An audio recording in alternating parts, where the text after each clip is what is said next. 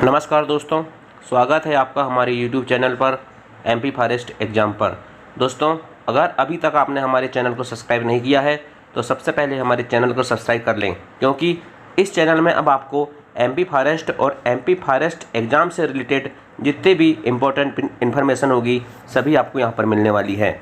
दोस्तों, अभी हाल ही में 24 जुलाई 2022 को MP फॉरेस्ट मेंस का पेपर हुआ है, जिसके क्वेश्चन नंबर 1 से लेके क्वेश्चन नंबर 25 तक आज हम डिस्कस करने वाले हैं। तो आइए शुरुआत करते हैं क्वेश्चन नंबर 1 से।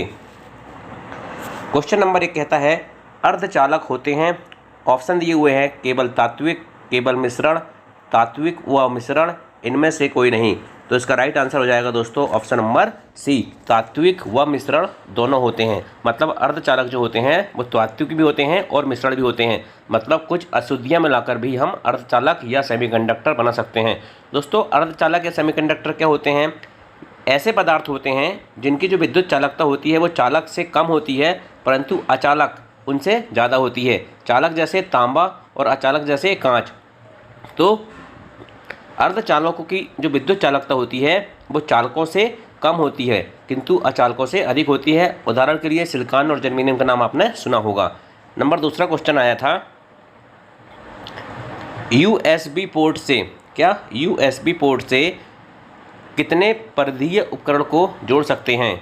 तो ऑप्शन में दिया हुआ था 12, 17, 127 और 172। तो इसका जो राइट आंसर था दोस्तों 127, मतलब ऑप्शन नंबर सी था। और USB का फुल फॉर्म होता है यूनिवर्सल सीरियल बस। ठीक है। क्वेश्चन नंबर 3 है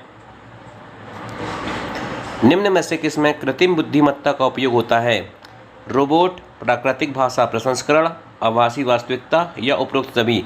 तो इसका राइट आंसर हो जाएगा दोस्तों उपरोक्त सभी। मतलब रोबोट, प्राकृतिक भाषा प्रसंस्करण और आभासी वास्तविकता तीनों में कृत्रिम बुद्धिमत्ता आर्टिफिशियल इंटेलिजेंसी का उपयोग होता है। क्वेश्चन नंबर 4 पूछा गया था रोबोटिक्स का उपयोग निम्न में हो सकता है? अंतरिक्ष में ग्रहों के जानने के बारे मिशन में, ह्यूमैनॉइड में, ड्रोन में, या ऑप्शन दिया हुआ है उपरोक्त सभी।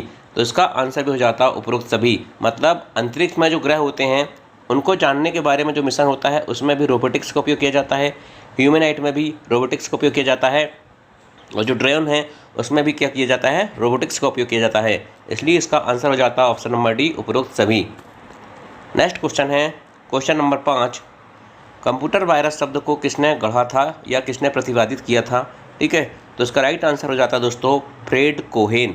क्या? फ्रेड कोहेन ने कंप्यूटर वायरस शब्द को गढ़ा था।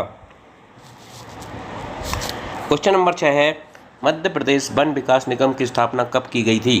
तो इसका राइट आंसर हो जाता 24 जुलाई 1975 को मध्य प्रदेश वन विकास निगम की स्थापना की गई थी। सूची सुमेलित कीजिए, ऐसा एक क्वेश्चन आया था।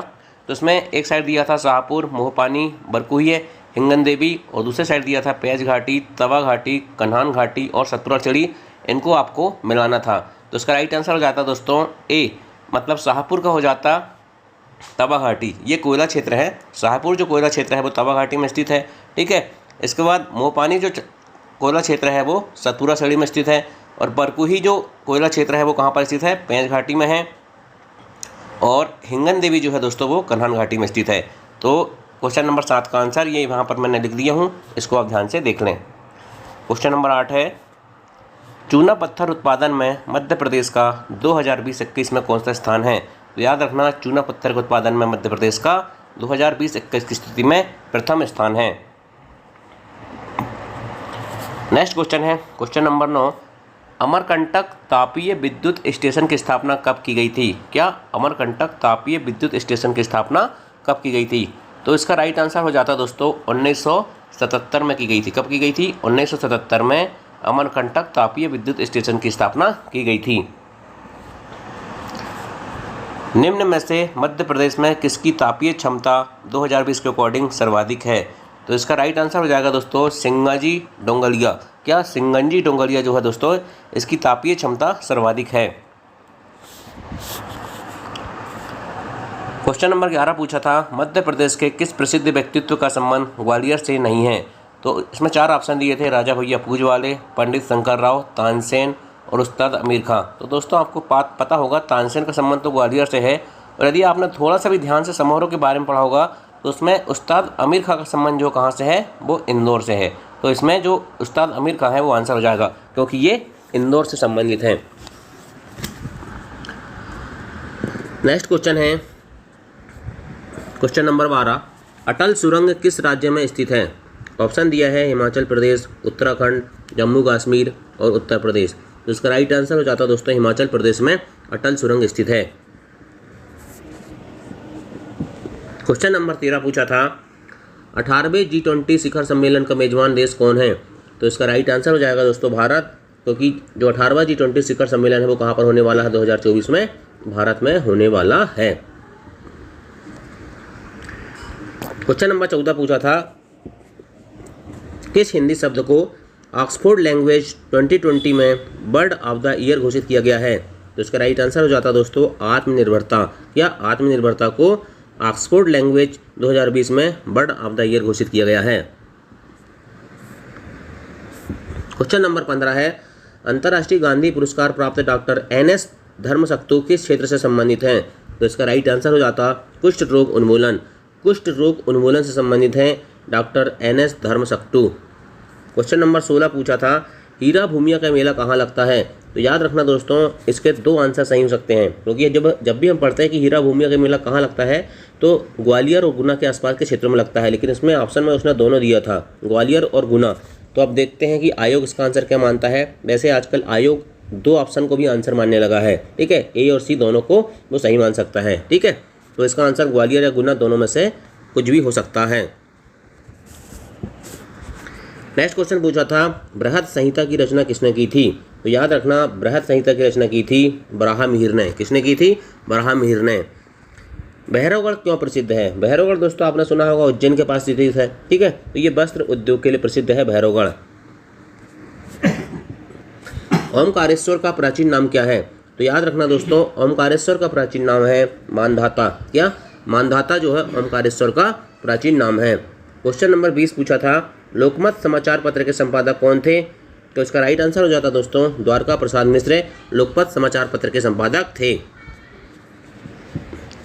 क्वेश्चन नंबर 21 पूछा था, कोयला उत्पादन में मध्य प्रदेश का कौन सा स्थान है? तो याद रखना दोस्तों कोयला उत्पादन में मध्य प्रदेश का तृतीय स्थान है, ठीक है। कौन सा स्थान है? तृतीय स्थान है कोयला उत्पादन में मध्य प्रदेश का। क्वेश्चन नंबर 22 पूछा था, किस जिले में कपास का सर्वाधिक उत्पादन होता है? मंदसौर, आगरमालवा, होशंगाबाद और खरगोन। तो आपको पता होगा जो दोस्तों सुनहरे जिले खंडवा और खरगोन, तो खरगोन में कपास का उत्पादन सर्वाधिक होता है। क्वेश्चन नंबर 23 पूछा था, मध्य प्रदेश की नई औद्योगिक नीति किस वर्ष घोषित की गई थी? क्या? मध्य प्रदेश की नई औद्योगिक नीति किस वर्ष घोषित की गई थी? तो इसका राइट आंसर है दोस्तों 2014। क्या? 2014 में मध्य प्रदेश की नई औद्योगिक नीति घोषित की गई थी। वर्ष 2020-21 में मध्य प्रदेश में वानिकी क्षेत्र का सकल राज्य मूल्यवर्धन क्षेत्र में कितना योगदान है? तो इसका राइट आंसर हो जाएगा दोस्तों 2%। एक्चुअल में ये 2.04% है, ठीक है, लेकिन जहाँ ऑप्शन 2% दिया है इसलिए इसका आंसर 2% हो जाएगा। और क्वेश्चन नंबर 25 है दोस्तों, वर्ष 2020-21 में मध्य प्रदेश में सकल राज्य मूल्यवर्धन में किस क्षेत्र का सर्वाधिक योगदान है? तो इस क्वेश्चन का राइट आंसर हो जाता है प्राथमिक क्षेत्र का, ठीक है, प्राथमिक क्षेत्र का सर्वाधिक योगदान है। तो दोस्तों ये थे एमपी फॉरेस्ट मेंस के इंपॉर्टेंट क्वेश्चन, ठीक है, जो 25 क्वेश्चन पूछे गए थे, ठीक है। टोटल 150 क्वेश्चन आए थे दोस्तों 150। तो अगले वीडियो में हम क्वेश्चन नंबर 26 से लेके क्वेश्चन नंबर 50 तक डिस्कस करेंगे, ठीक है। दोस्तों यदि आपको एमपी फॉरेस्ट से रिलेटेड जितने भी एग्जाम हैं और एमपी फॉरेस्ट की जितनी भी जानकारी है उनके बारे में आपको जानकारी प्राप्त करना है तो हमारे चैनल को अभी सब्सक्राइब कर लें। Thank you. जय हिंद, जय भारत।